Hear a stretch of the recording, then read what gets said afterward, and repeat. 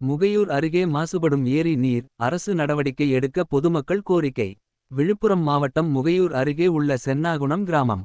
இந்த கிராமத்தில் 6000த்திற்கும் மேற்பட்ட பொதுமக்கள் வசித்து வருகின்றனர். இந்த கிராமத்தைச் சேர்ந்த பொதுமக்கள் அனைவரும் அவர்களது குடிநீர் தேவைக்கு ஆதாரமாக அங்குள்ள ஏரியையே நம்பி உள்ளனர்.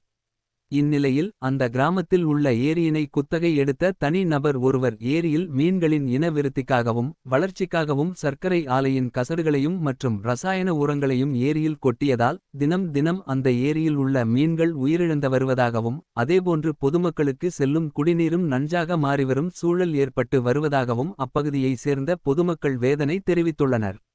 இது குறித்து உடனடியாக மாவட்ட நிர்வாகம் உரிய நடவடிக்கை எடுக்க வேண்டும் என அப்பகுதி மக்கள் கோரிக்கை வைத்துள்ளனர். விவசாய சங்க தலைவர்.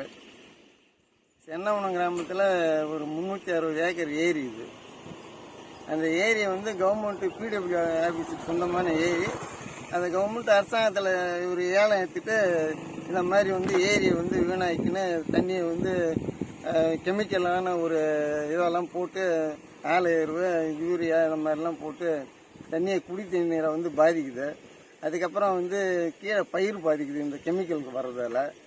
இந்த ஆடு மாடெல்லாம் தண்ணி குடிக்க முடியல. இதை மாதிரி ரொம்ப பல சிக்கலாக தொந்தரவு பண்ணிட்டு இருக்காங்க. கேட்டாங்க யாரும் அழக மாட்டுறாங்க. அவங்க இது அரசாங்கம் உரிய நடவடிக்கை எடுக்கும்.